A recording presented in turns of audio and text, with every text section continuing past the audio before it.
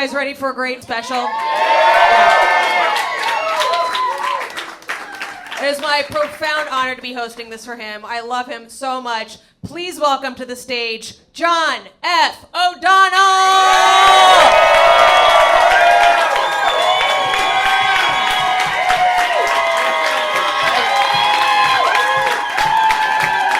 What's up, everybody? How's it going? Thank you. Thank you so much. Thank you for coming out. I really appreciate it. It's me, guys. It's John. Pretty sweet. Not bad. Who is John, you ask? I'll tell you. I'm a sober, vegan conspiracy theorist with bipolar disorder who lives with his mom in suburban New Jersey. No! I do not sound cool on paper. But let me explain myself. I'm sober because I have bipolar disorder, so I have to be, according to my doctors, plural. I'm vegan also because I have bipolar disorder, because it's important for my brain to have a low inflammation diet, and a really good way to do that is to be vegan, so I'm vegan for that reason. I'm also vegan for ethical reasons concerning the environment and animal rights. Is what I tell aging hippie boomers so they'll give me hand jobs. What? What the fuck? I'm a conspiracy theorist because I'm paying attention.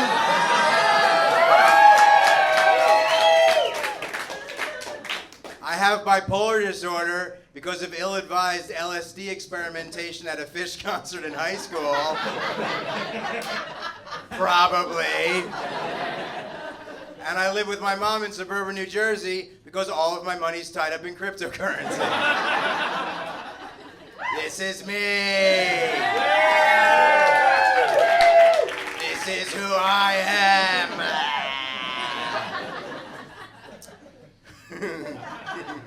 Which begs the question, do you guys know my mom? Do you guys know Pam? Do you guys know Pammy? Do you guys know Pamela?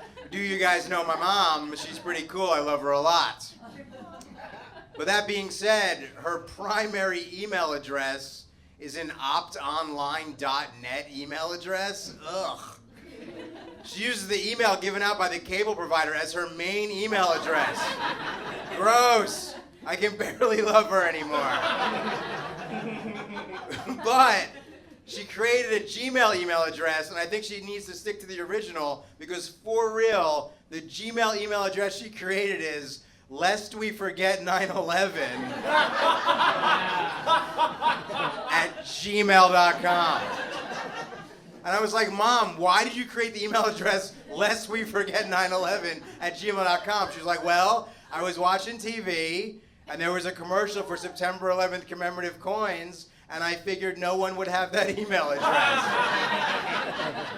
Yeah, no shit, no one has that email address, Mom. Could you imagine someone did, and she had to be like, let's try lest you forget 9/11 _1 at gmail.com. Nailed it.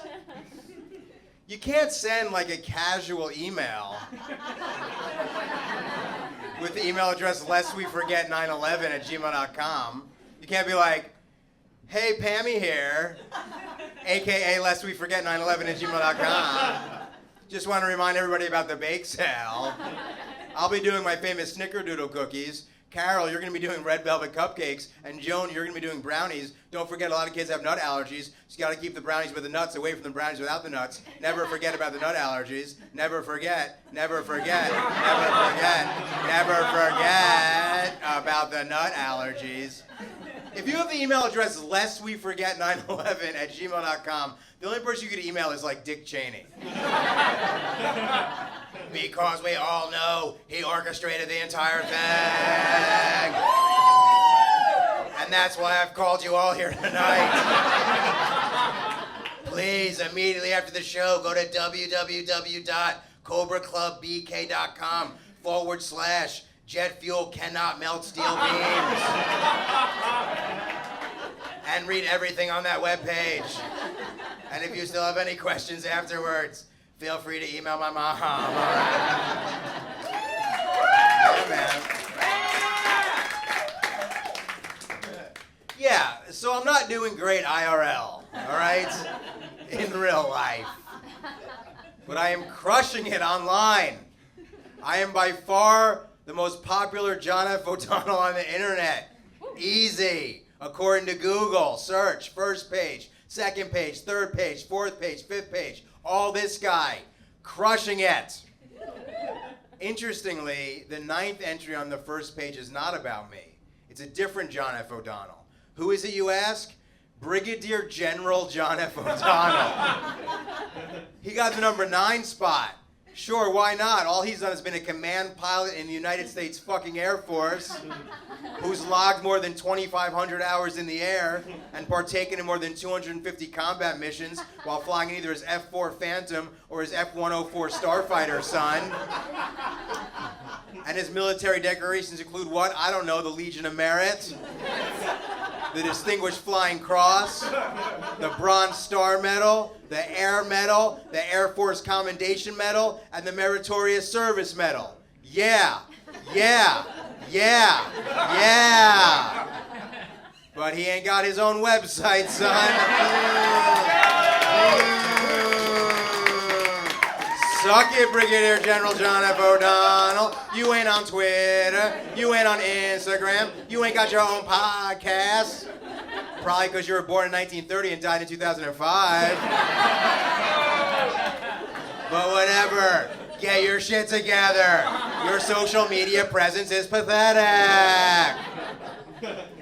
And here's my favorite part of the whole thing, you guys. There's no way in a million years, man, in 1969, man, when Brigadier General John F. O'Donnell was flying over northern Vietnam and dropping God knows how many tons of napalm and cluster bombs on the Vietnamese people, that he ever could have imagined in his wildest dreams that part of the freedom he was fighting for was, in fact, the freedom for me, comedian John F. O'Donnell, to include him, Brigadier General John F. O'Donnell, in my adorable little comedy routine. God bless you, Brigadier General John F. O'Donnell. You are a patriot, sir. You are a patriot, sir. And or a war criminal. You are a war criminal, sir. Depending on who you talk to. Vietnam, man. Viet fucking Nam, man. Everybody on the count of 3. Viet fucking Nam, man. All you got. 1, 2, 3. Viet fucking Nam, man. Isn't that bizarrely cathartic? You know, in Vietnam, they call it the American War. They do. All right, before we move on, let me address the elephant in the room. Let me bring up the thing that we've all wanted to talk about all night long, the thing that's burning inside your guys' soul to talk about. You guys know what it is. Say it with me. You guys want to talk about the US-backed right-wing coup that happened in Bolivia a couple years ago that nobody knows about. Boom! Nailed it! I know when a Friday night crowd in Bushwick, Brooklyn wants to talk about the US-backed right-wing coup that happened in Bolivia a couple years ago that nobody knows about. Now, I don't bring it up to be political. I only bring it up because apparently this coup is over lithium, because it's believed that Bolivia has the world's largest reserves of lithium, and it's thought that lithium is going to become an even more valuable resource than fossil fuels because of how it's used to power all sorts of electronics, like cars and smartphones and computers. Now, generally speaking, I am against resource-based regime change wars. But I have bipolar disorder. I'm on lithium. I take lithium every day. I need me that lithium. Otherwise, every 2 years or so, I think I'm Jesus Christ. Which is not a sustainable way to maintain a comedy career. Or, as it turns out, a viable credit score. Why? Because Messiah don't give a fuck about paying his bills on time. He's too busy trying to save the world. He doesn't care if his shit goes into default. So in this one particular instance, I gotta say, fuck the indigenous people of Bolivia. And their inherent right to benefit off of their own natural resources. Fuck 'em! I can't have the democratically elected socialist leader of Bolivia nationalizing all the lithium, keeping it out of the grabby hands of the U.S. imperialistic piggy pigs. Give me that lithium! Otherwise, I don't know, I'm gonna have to be cracking open iPhones and swallowing the batteries. That can't possibly be healthy. Oh, look at John, what's he doing? He's running down the road to try to catch up with a Tesla. So he can wrap his lips around the tailpipe to try to suck out some of the precious metals. Oh, come to think of it, Teslas are electric cars, they don't even have tailpipes. Looks like I'm gonna have to find me the Energizer Bunny. We all know the Energizer Bunny, right? Blump, blump, blump, blump, blump. And then I'm gonna just have to gently plug my penis inside the Energizer Bunny's electrical socket butthole and get charged up. Oh, charge me up, bunny. Charge me up, bunny. Charge me up, bunny. Oh, this part of the joke's real weird. And sometimes it doesn't work at all, you know? So I just get stuck up here fucking a humongous imaginary bunny to silence, you know? Hoping that someone will laugh so I can stop. But good thing you guys are a bunch of freaks. Cool. So yeah, it's true. I do have bipolar disorder. It's a mood disorder where I'll have these manic highs where my thinking gets really delusional and crazy, followed by these depressive lows that are really painful and challenging. I'll have to kind of claw my way out of it and figure out how to move forward with my life, right? And when I'm manic, the things that I believe, they're very weird, they're very specific, and they're very recurrent. And the fact that they're recurrent is really infuriating to me, because when I'm not crazy, I can remember them, and I'm like, fuck you, brain, for tricking me again and again into believing this shit. Like, one of the things I believe is that I'm the Messiah. What? Awkward. Uncomfortable. But more specifically, I keep believing that I'm the reincarnation of the Rastafarian Messiah. Jah. J-A-H. That Bob Marley would sing about all the time? It's embarrassing. Plus, can we talk about how disappointed the Rasta community would be if it turned out I was their Messiah? Ugh. Hello, Rastas, it is I, the reincarnation of Haile Selassie. Stop booing! I know I'm not what you were expecting. Just bear with me. Yes, I realize your religion was created by working class black people as a social stand against the white oppressor. Well then, who better to lead you to Mount Zion than an off-putting little white guy from New Jersey?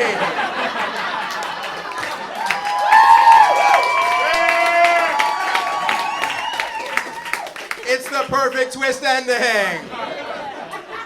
Stop booing! What's that? Why don't I have dreadlocks? Because not even the Messiah can make dreadlocks not look ridiculous on white people. Subscribe to my podcast. I really do have a podcast. Nobody wants that guy to be their Messiah, man.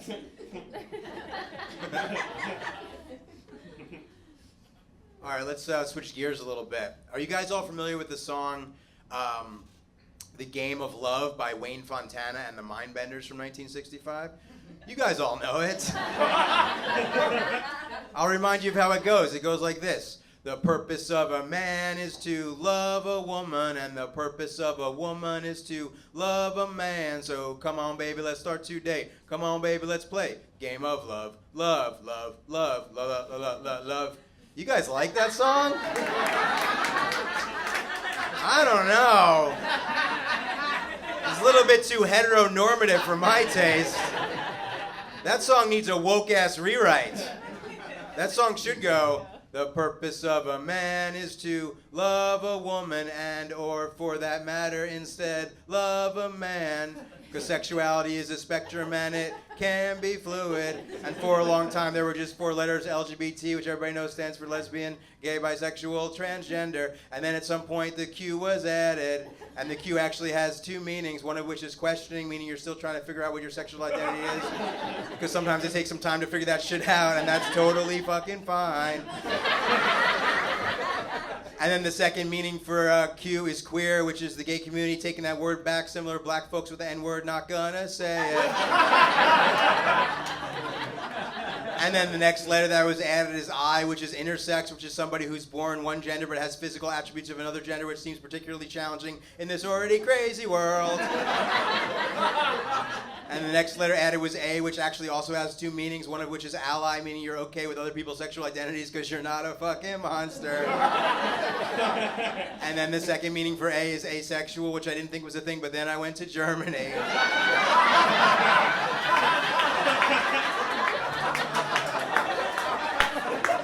And I'm in Germany, right? And I'm hanging out with this girl, and we're drinking, and things are going really well. And I thought like things were really cool because we bonded over the fact that we were both into the '90s animated show on MTV, Daria. Remember Daria? So later in the night, I had like the perfect line. I was like, "Oh hey, can we go back to your place and watch Daria?" But I thought that meant we were gonna like get down, you know? And she said yes, and we went back to her place, and then she fucking turned on Daria. What? It was like 4 a.m, man. To her, Daria meant Daria. And when I tried to make out with her, she said she was asexual, and I was like, oh, I totally respect that. But then I still somehow managed to convince her to let me feel her breast somehow. And so I'm feeling her breast. And she's like, I don't understand why people like breasts. They're just sacks of fat with nipples on them. I'm like, oh, I totally agree with you. Even though I was into it. Now at this point, I would stop singing the song, but from when I started singing it, more letters have been added. Including the P, which stands for pansexual, which you think would be covered by bisexual, but bi means 2, meaning people who are attracted to both men and women, but pansexual people are attracted to the entire, all types of sexual identities. And the last one I'll do is 2S, which stands for two-spirit, which is something in the indigenous community when somebody believes they have both a masculine and feminine spirit inside of them, and they play a really important role in the spiritual community. Wow, that one by far sounds like the coolest. So just to recap, we've got LGBTQ, PIA, 2S, which sounds like a moderately secure password. All right.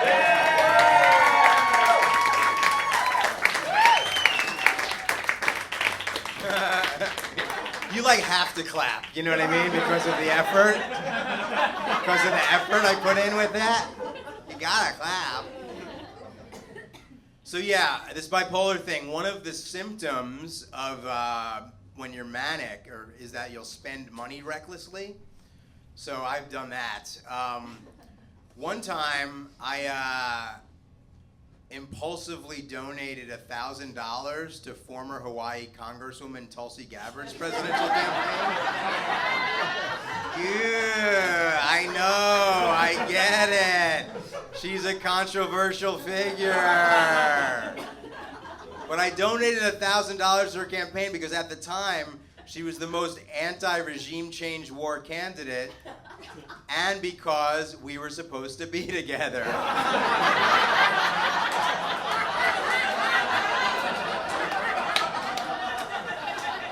At least that's what I kind of thought at the time.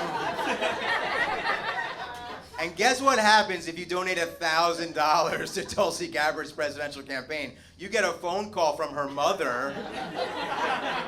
Carol Gabbard called me for real, and because at the time I was such an exuberant Tulsi supporter with such a deep dive knowledge of her political history and presidential campaign, me and Carol talked on the phone for like 40 minutes. For real. I was like, Carol, I can't believe the way the mainstream media is treating Tulsi. She's a veteran, for God's sakes. This is ridiculous.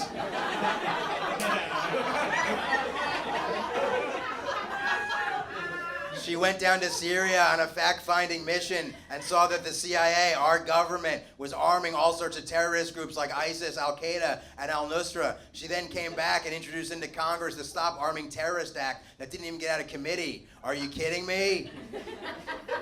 And now CNN is trying to paint her as being an Assad apologist and a Putin puppet? Not cool. And then Carol was like, I know, it's crazy.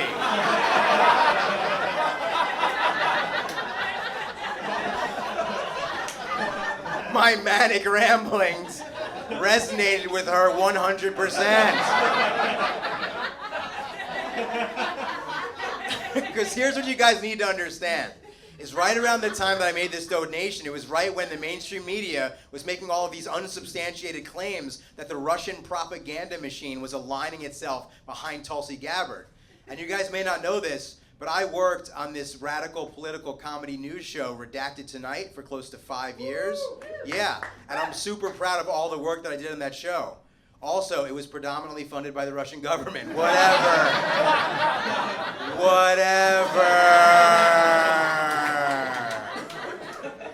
So when I heard that they were saying the mainstream media, that the Russian propaganda machine was aligning itself behind Tulsi, I was like, wait a minute, that's bullshit. I work for the Russian propaganda machine, and that's not what's happening, so I'll be goddamned if I'm gonna let this Russiagate nothing burger narrative undermine Tulsi Gabbard's presidential campaign, right? And for the record, I do not believe the show I was on, Redacted Tonight, was part of the Russian propaganda machine. I think the show brilliantly used the platform it was given to amplify the voices of independent journalists and frontline activists, all while really telling the truth about what's actually going on in America, all amongst a very broken, whitewashed corporate media landscape. Also, those rubles always came in on time, baby. Yeah. Thank you, Big Daddy Vladdy. Thank you, Big Daddy Vladimir Putin. All right, he's a monster. Okay, he's a monster. So is the U.S. and NATO. All right. I don't want to talk about it. There's a lot of neo-Nazis in the Ukraine. It's a complicated situation. I don't want to talk about it. So yeah, I really thought that we're going to use this red baiting of Tulsi as a cudgel to undermine her presidential campaign. And if you were paying attention at the time, that's actually what they did. So I came up with a plan. I had a manic plan to save her. I decided that I was going to create a Russiagate breadcrumb trail for some hack corporate journalist to scurry down the rabbit hole of. But then when they got to the bottom of it, they weren't going to find the Russian propaganda machine aligning itself with Tulsi. Instead, they were going to find me. And they were going to feel ridiculous about themselves. So here's what I did. I realized when you made the donation, you could put any name that you wanted in the name section. So I put Goofy Grapes. Because as you all know, Goofy Grapes is the alias I created 13 years ago. When I needed to take over temporary control of the internet in order to keep the neocons from erasing evidence of their war crimes from YouTube. You all know this. Because otherwise they were going to assassinate me. And clearly it worked because I'm still here. All right. Thank you. So for name, I put Goofy Grapes. For occupation, I put comedian. And for employer, I put Redacted Tonight. And I just let that sort of sit there and kind of percolate, right? And there's an added bonus. The fact that I put Goofy Grapes as my name was kind of cool because when Tulsi's mother, Carol, called me, she did have to say, hello, is this the Goofy Grapes? Who donated $1,000 to my daughter's presidential campaign. Also, I don't think I've really expressed to you guys just how endeared me and Carol were to each other. Because that first phone call was not our only phone call. We talked on the phone at least 4 more times after that. For real. And yeah, sure, I initiated all of those phone calls. But she answered every time, and our rapport was undeniable. Anyway, cut to months and months later, I'm in and out of jail. I'm in and out of the hospital. I don't want to talk about it. I get a call from my buddy Lee, and he's like, hey man, do you want to hear how you became part of a national news story for a couple days? And I'm like, oh fuck, what happened? And it turns out, you guys, my plan worked. My manic plan came to fruition. Are you guys familiar with the online publication, The Daily Beast? Yeah, this is going to take me a minute to pull up. Here we go.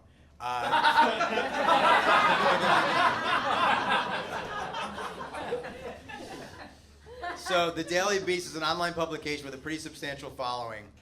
This is from May 17th, 2019. Headline: Tulsi Gabbard's campaign is being boosted by Putin apologists. Second paragraph: donors to her campaign in the first quarter of the year included Stephen F. Cohen, a Russian studies professor at New York University and prominent Kremlin sympathizer; Sharon Tennyson, a vocal Putin supporter who nonetheless found herself detained by Russian authorities in 2016; and an employee of the Kremlin-backed broadcaster RT, who appears to have donated under the alias Goofy Grapes. Yeah! It worked, you guys! It fucking worked! My manic plan worked. Just instead of having the intended consequence of protecting Tulsi, it had the unintended consequence of getting me fired from my job. Whatever.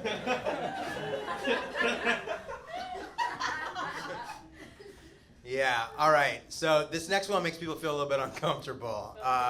So because I have bipolar disorder, I've been in the psych ward. Or as I prefer to call it, the bin de luné, which is fake French for the loony bin. I've been in the bin de luné because I've gone so crazy.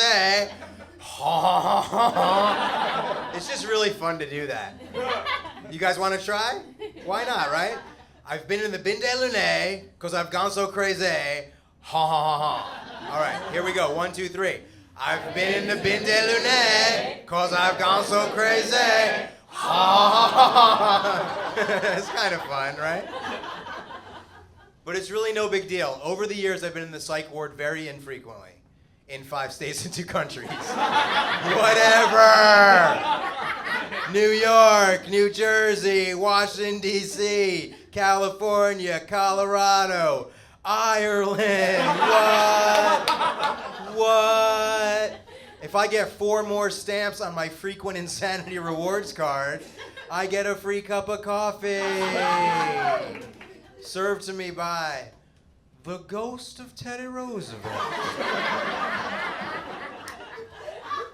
Oh, thank you, Teddy. Thank you so much, Teddy. You know just how I like my coffee, Teddy. Stir in the cream, Teddy. Stir in the cream, Teddy. Use your big stick to stir in the cream, Teddy. Historical reference. Historical reference. Well, thank you so much, Teddy. One time, I was in St. Elizabeth's Hospital in Washington, D.C., and that was really weird because that's where John Hinckley Jr. was for many years. The guy who shot Ronald Reagan.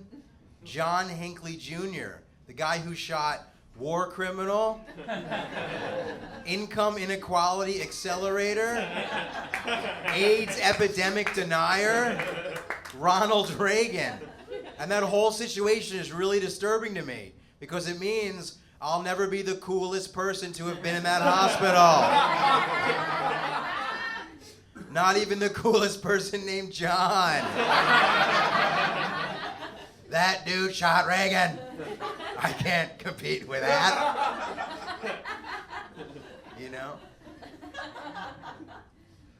Have y'all ever had a manic episode? Y'all ever been 19 years old and you're in college and you're walking through the center of campus and then seemingly out of nowhere the contents of your unconscious mind flood into your conscious mind, and this allows you to perceive and feel all of the energy of the oneness of life but because you only have a Western monotheistic framework to understand the world, your ego becomes completely unhinged and you think that you're the second coming?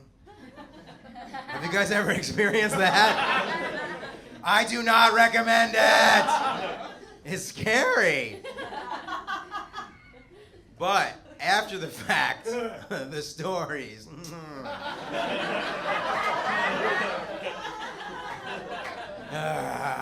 So, I'm in college. I find myself feeling very Jesus-y. I'm in the Hindu Studies department of my university somehow. I see this poster on the wall, this flyer that's promoting this prominent Hindu woman's 50th birthday party, right? She's like a spiritual leader in the community. And I see the poster, I'm like, oh, this woman definitely wants me to go to her birthday party. For sure. She's a spiritual leader. I'm a spiritual leader. We got to get together. All right? So, I convinced my friend Heather to let me borrow her car. I drive 40 miles to this birthday party that's inside a Hindu temple. I run into the temple. There's like 100 people in there. They're all dressed beautifully. I am not dressed beautifully. I'm dressed like somebody who's been clinically insane for a number of weeks.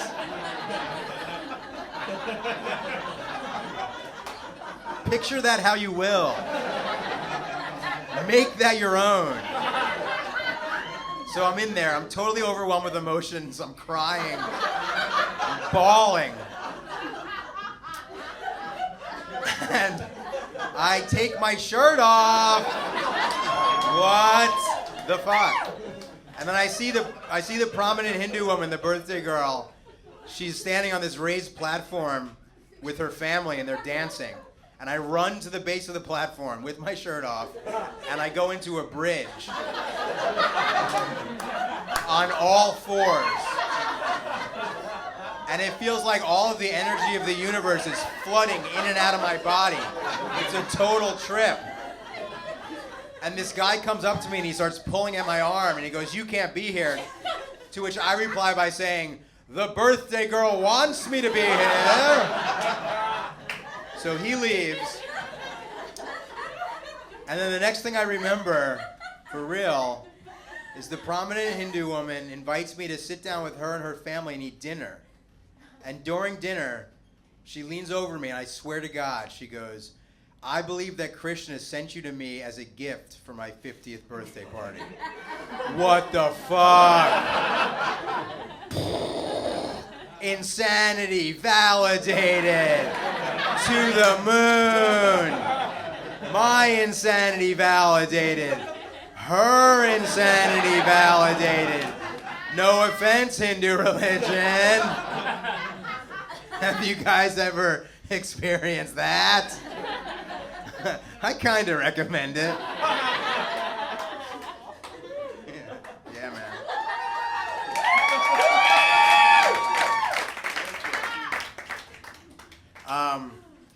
This next one's a little bit sad. Because I have bipolar disorder, I don't put a lot of energy into dating because the last serious relationship I was in exploded due to me having a very severe, extreme, and scary manic episode. And after the fact, my ex told me that she developed PTSD from the whole experience. And it's only very recently that I've realized that I think I've developed PTSD, knowing that I caused PTSD in somebody that I love so much. So now I don't really pursue companionship because I don't want to hurt anybody else. Isn't that crazy?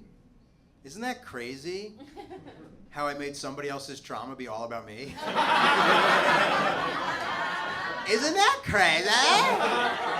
How I've somehow gaslit myself into being not only the perpetrator, but also the victim in that situation? Wow. I'm really sticking the landing on these mental gymnastics.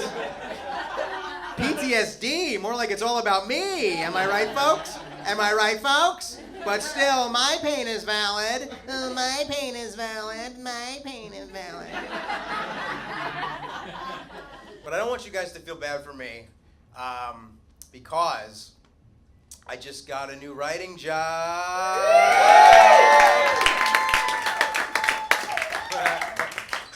that I feel guilty about because it's morally bankrupt. And I'm going to give you guys 3 guesses, and I want you to tell me which job it is you think that I have. 1, I write for Big Pharma. 2, I write for the weapons industry. Or 3, I write for a company that makes up stories about angels in order to get old ladies to buy cheap jewelry at a ridiculous markup by convincing them that the jewelry is magical, which sounds bad, but sometimes the storylines can be creative. For example, here's one. Did you know that little known fact, similar to humans during the holiday season, angels get each other gifts too? And they even get a gift for God that they work on all year long, but get really insecure about giving to him.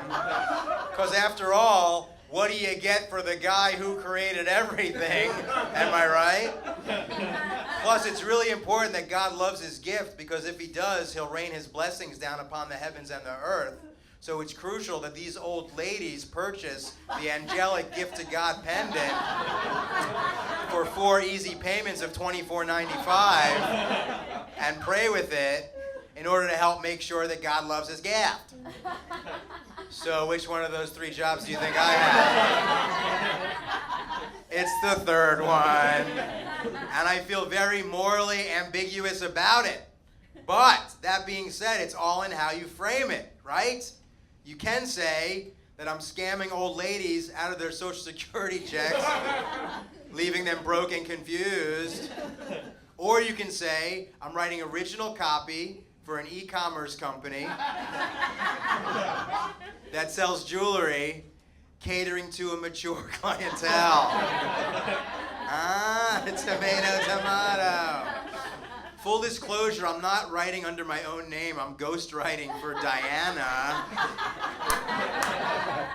spiritual advisor and angel medium. Further full disclosure, I was recently let go from the position. Even further full disclosure, 3 weeks later, the company went out of business.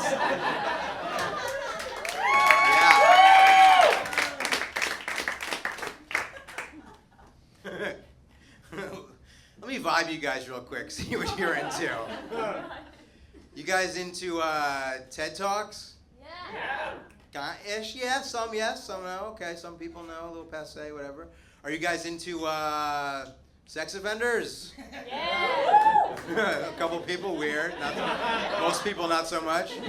How about this? Are you guys into a sex offender who got asked to give a TED Talk, but was worried that the subject matter was going to be too heavy, so he emailed you, because you're a comedian, and asked you to write some jokes to punch up his sex offender TED Talk? Are you guys into that?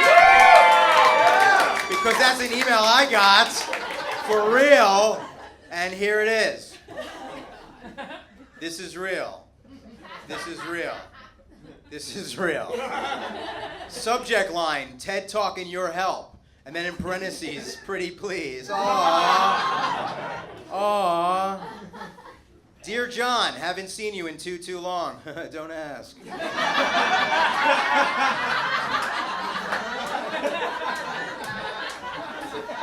I need your help! 3 exclamation points. I'm doing a TED Talk at the Tribeca Performing Arts Center, and I'd really, really like to have some points of levity in my otherwise harrowing talk about indefinite detention, fucked up sex laws, and my years in solitary confinement. I can't think of anyone better to ask for help than you. What? Why, dude? This is a really big ask. Millions of people might see this talk, and it could transform the way people think about these issues. Plus, we should hang out sometime. No, dude, no. All right, here's this guy's story. When he was a freshman in college, he hooked up with a boy who was a freshman in high school. The police found out about it. He ended up going to jail for 9 years. He spent 4.5 years in solitary confinement. And upon being released, he almost got civilly committed. Civil commitment laws are on the books in 30 states and at the federal level. And what it means is when you're about to be released from prison, if you're deemed unworthy to rejoin society, you can be kept in a treatment facility that is essentially a prison for the rest of your life. And this almost happened to this guy. So these jokes are just going to write themselves. Actually, no, they're not. Because I tried to write a bunch of jokes to punch up this guy's sex offender TED Talk. And then I told him immediately not to use any of them because it would be highly inappropriate. By the way, this guy named his TED Talk, "Are We All Sex Offenders?" question mark. No, dude. No, we're not. But right now for you guys, I'm going to read an excerpt from his talk with my joke included. And I think you guys will see when my joke kicks in. This is real. This is real. When I was 19, I fell in love with a boy who was sweet and smart and quirky. He would read me his poetry and talk to me late into the night about anything and everything. We told each other our secrets and he made me laugh. He was my best friend. One night we stayed up late talking quietly together after our friends had fallen asleep in the room around us. It was my last night back home on break before returning to college for the spring semester. He kissed me for the first time and asked to have oral sex. He was a freshman in high school. We never thought that night would lead to a prison cell, or that the next decade of my life would be spent mired in a criminal justice system designed to crush my humanity. Worst blowjob ever. Could you imagine if he said that? Worst blowjob ever! Could you imagine? That was real. That was real. You guys, I'm Jonathan Allan. Thank you so much.